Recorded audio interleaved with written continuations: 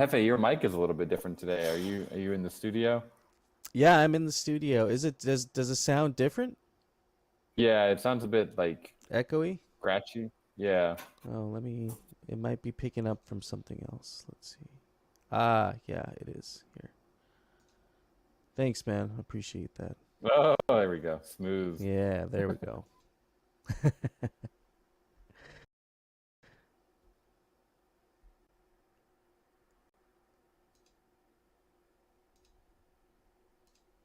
Did anyone listen into the Polygon spaces yesterday? That was pretty cool.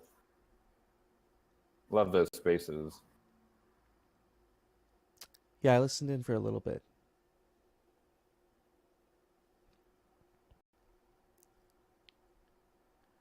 I didn't, but I saw somebody tweeting about it saying they got some alpha from Coder Dan, some Gotchi chain news or something, or just maybe it was news to them. Was there Talking anything? about Gotchi chain. Yeah, a little bit. Let's see if I can find it here.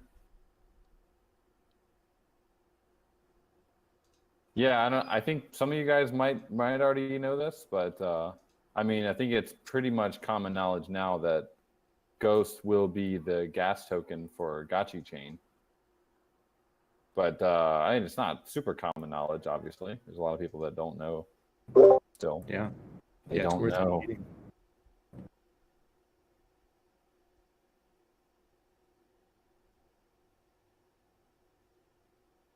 And then there was a little bit of mention of potentially, this is something very kind of still being researched, is using Ghost as like a validator delegator token as well. We can go into that a little bit. Still very exploratory at this time though, but that would be really neat. So you could basically stake Ghost and allow validators to earn more blocks based on how much Ghost is staked to support them. They do that with Matic right now, and a couple other chains do that. But so you don't have to actually be your own validator. You can like add power to the other validators that are out there and kind of share the rewards with them. So that's pretty neat. So it's like a mining pool, sort of. Right. I mean, there's no mining because everything is POS, but yeah, similar. Like, Yeah, no, I just mean like shared like power shared reward. yep. Sweet.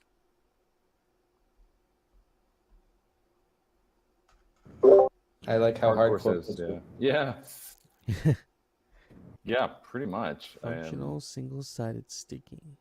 You're kind of helping to power the network and secure the network by making sure that the best validators are the ones validating things. So if obviously if people delegate their Ghost to not good validators, then it's not gonna end very well. But generally, I think what generally happens is people delegate to the best ones because those guys are the ones printing the most blocks, which is what you want.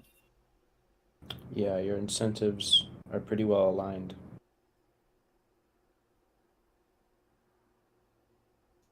Yannick, how are you, sir? It's been a while since we've chatted. Hope you're doing well.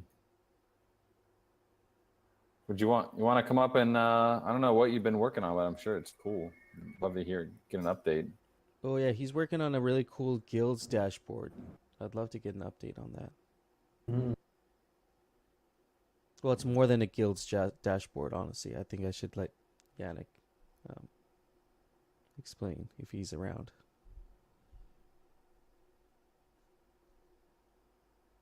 Working on guilds. Nice.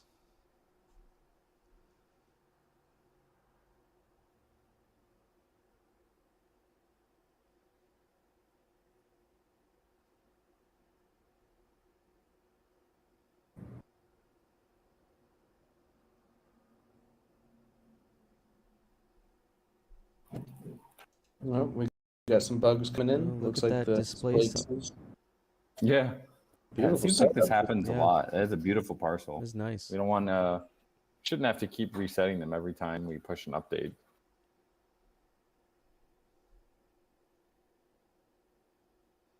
Yeah, Choina, the 3D Gotchi. Oh man, these are beautiful. There's like a nice like ASMR track that goes with it too. I was Yeah. listening to it. I was like, that sounds so like peaceful. It's very mystical. Yeah, mystical. Yeah. It's not just that it's 3D, it's the animation with it is so good. Yeah. That little whatever you call that little soundbar thing going across the glasses is just mesmerizing. Yeah, between the ASMR and the visuals, I'm like, this could put me to sleep or in a trance. Yeah.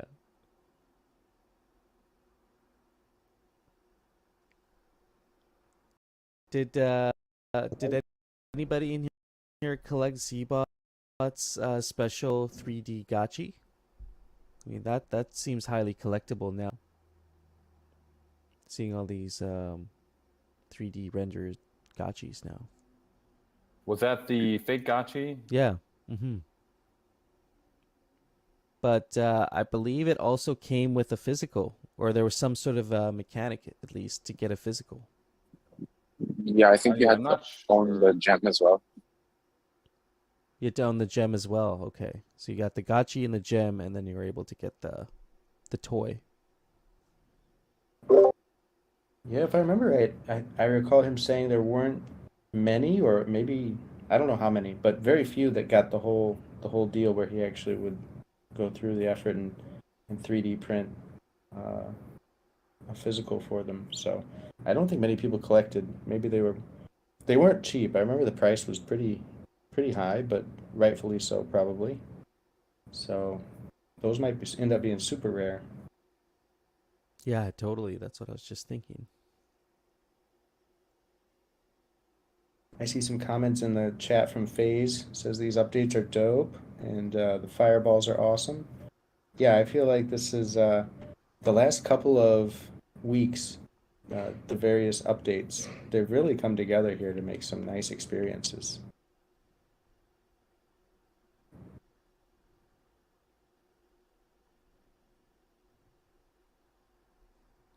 Going back to when the super chats went live, that really Yeah. changed the vibe. It's like, love the super chats. Yesterday was the first time I spent a decent amount of time in the arena live streaming for almost 2 hours. I was hanging out with T-Bird, and I think there's 3 other gotchis that saw us live streaming and joined us, and they're hanging out in the arena. Nice. And it was just really fun to have these little battles and just chat on the live stream. I think we're there. Like we're at the point now where you can, like live stream for a couple hours straight and have like tons of content, like tons of things to do in the Gotchiverse. So Yeah, especially now with the liquidators in the actual Citadel. Like it's really cool. You can have like liquidator killing parties, and especially once there's rumors that the mega lick is coming. It's on the way ooh, for the spending contest. Like that's going to be insane. That's going to be very powerful. It's going to take a lot of gotchis to take one of those guys down. do you want to give us an idea of scale compared to the Proto lick? Like Proto lick's actually kind of hard to kill too. Like if you have one average Yeah. gotchi, it's not easy.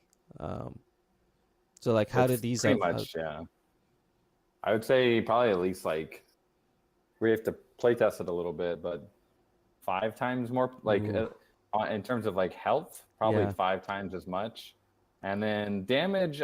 I think they're pretty strong in damage. Like if we increase the damage too much, then it'll just kill everyone.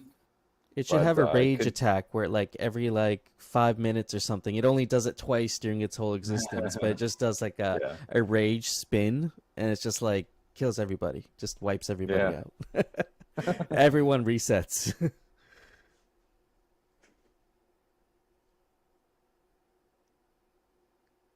Al says if you make potions convenient, you can get potions. True. By the way, I mean potions are in the item shop.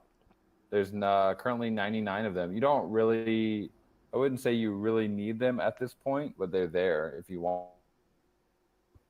but they could be useful in other situations where there's like if you're in the arena and you want to just keep staying alive. But yeah, that could be useful for the Megalick. I was thinking of this mechanic that you would have a liquidator that has a certain amount of it, or Proto would have a certain amount of Alchemica in it, but it decays over the 10 minutes. So, when you kill it, if you can kill it quickly, you'll get more of the Alchemica, but it's almost kind of consuming it. And so, if you don't kill it, then maybe it's used up most of it, basically. The closer you get to the 10 minutes, the less Alchemica you get for, once you slay it.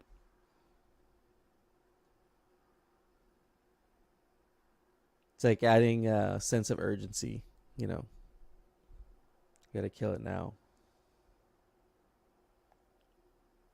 I'm just sitting in the Citadel, just standing still and dropping a bunch of tokens around. It's really fun. You guys are eating them up. I'm gonna try to screen record this. It's pretty funny. Give me 1 second, guys. The feast will continue in a moment. Yeah, season 2 is gonna be cool. This is kind of what I wanted. Like, this is awesome. It's we had season 1. It was interesting, but now season 2 is gonna be like there's gonna be a gamified element to this whole competition. So yeah, I'm stoked.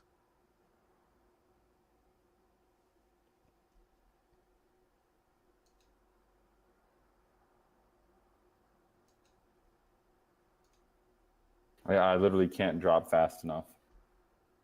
Yeah, let's just make it rain hard.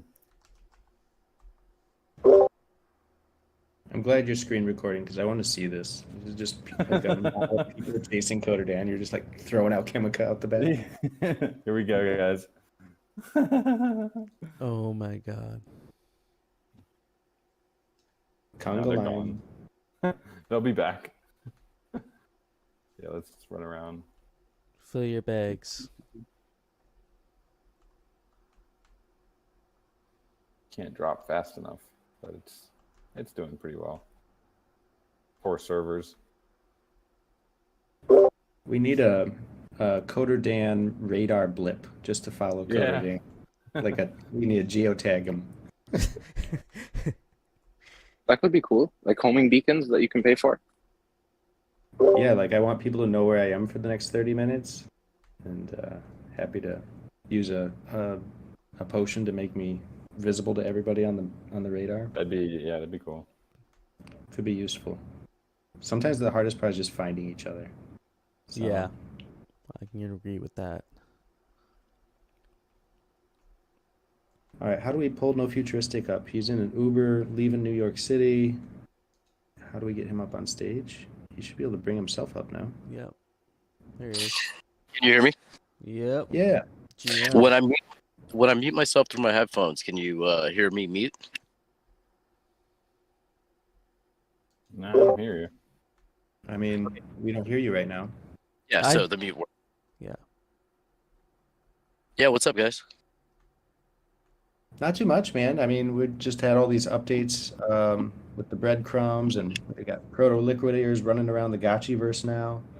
And then you got updates for us, right? You're running around New York City, NFT NYC, coming to a conclusion. Seems like it's gone pretty well, right? Yeah, it was a lot of fun. I would say also check out the block party recording from last night, because I was at the Aavegotchi Cryptoon Goons event in Williamsburg. So I streamed that and kind of had Lost Local jump on my little headset thing and talk to Gotchigang a little bit with Hefe. Okay, how do we find that block party link? I'm dropping like it. to see. I'm gonna grab it right now. Yeah, it was a dope party. It was like we were chilling with a lot of Cryptoon Goons holders. I got to meet some IRL Aavegotchi gang friends at some of the different parties we went to. And then just like a whole bunch of Polygon people, like in general, games, developers, a lot of infrastructure. There was also a lot of VC money at the conference, which I found interesting. People looking for like, I guess they want infrastructure as the play, which is, you know, when you're like, hey, we are building Gotchi chain, like they're like, what is that? I'm like, ha, come to the rabbit hole, you know. Yes, it was a lot of fun. It felt more like Eve Denver than it did. Like, if you've seen the images and pictures, it was more like a conference, like a business conference, less like you know, like last year where it was just partying and people being crazy in Times Square. I know that's my fault. I was bringing the party to Times Square. I'll put that one on me. No, I think I know what you mean. I saw your video, and it's like a little bit scaled back. It's less of the big pop-ups and like some of that kind of I don't know, fun stuff. And I guess it left room for more serious networking. Is that kind of fair to say? Yeah, well, what I mean is there were still big parties and fun stuff, but at the conference itself, like because it was actually moved to the Jacob Javits Center, so it's a conference hall. So it was like more like Eve Denver, where all the speakers and everything is under one roof, versus having to move around from venue to venue during the conference itself. After the conference, because they shut it down pretty promptly at like 5 p.m., that's when all the events started happening all over Manhattan. So you would like, we went to 2-3 events at night, and then just jump around. So the conference itself felt much more business oriented than last year, where it felt more like a party.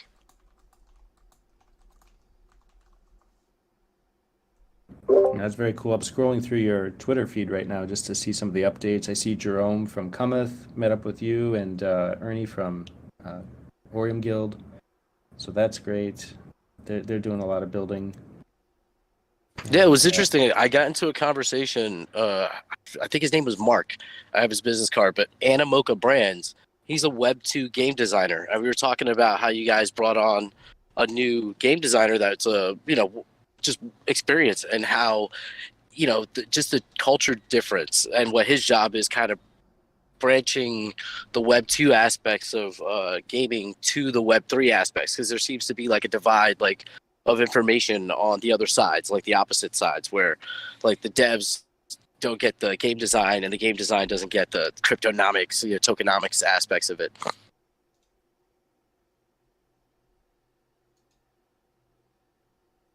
Yeah, that's definitely like a tension that the Web 2 game developers coming into Web 3, need to deal with, and then the Web 3 guys also need to figure out how to make like good games that utilize NFTs with all the different challenges that those bring, and using them in the right way. NFTs are just a tool. They're a way to. There's a lot of things you can do with them, but they got to be wielded properly. Yeah, when worlds collide. So that guy's got a fun job, I bet. The game designer. I also would add that it made me kind of understand the move with Gotchi Guardians a lot better, because I saw a lot of companies that are doing something similar, but they're less like, their NFT side of it is not as intensive like as ours. Ours is a deep rabbit hole, but they're developing like mobile games that, like, if you just play them, you wouldn't even realize the free-to-play version of it is not an NFT game. But if you're into it and you want to go deeper, then that's when the NFT side comes in and you get people onboarded that way. And it's like, so seeing what you're doing with Gotchi Guardians, it's like, oh, this is definitely the way. Yeah, it's really like, you're not gonna. It's definitely difficult to convert people if the first thing they see is like, oh, you got to buy like a $500 NFT. I even saw, I think it was KG Jan on Twitter the other day. He was really excited about this game, and then he saw like, you got to pay whatever it was to purchase the NFT to start, and he's like, oh, no, not gonna do that. So NFT games gotta also market themselves in the right way, and like, onboarding is so critical. If KG's not willing to buy an NFT to get started, I mean, who is? It's a problem. So yeah, it's definitely we're going to be doing some cool things with Gotchi Guardians. I think that hopefully will help with the onboarding. And really, what you want to do is, NFTs are awesome, but again, they're like a tool, right? So if you make them the entire thing, there are people that a lot of people out there, gamers, like hardcore gamers, don't like NFTs. And the best way to convince them is like getting them hooked without them really even realizing that there's NFTs involved.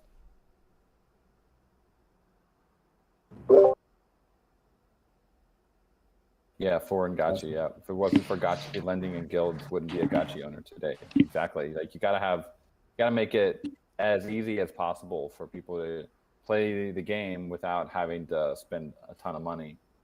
I mean, there's a percentage of players that like will later after they enjoy it, but you gotta give them a taste of what the possibilities are before you tell them to like fork over $500. But I'd say I also like the approach of fake gotchis and the IRL merch. Because when we were at the Magic Eden event, which was like in a boutique, but like I'm driving by it now on Orchard, a boutique spot, like in like this very fashionable neighborhood that every store is fashion stuff. And Krypton Goons had stuff. I bought one of their shirts, and it just looked cool to see, like to walk into a store and see all of the Aavegotchi gear up on the wall and people are checking it out. And it's like, yeah, there's a brand here as well. So it's like, it's all like a marriage. If you can get, like, if you're like developing all those things, like you get the branding part of it so that people, they don't even realize it's like DeFi. What is DeFi? It's just a good looking shirt or hat. Like they, that appeal that Aavegotchi has, it's like, it becomes more tangible when you can walk into a store and see the shirt on the rack. It's kind of cool. Yeah, totally.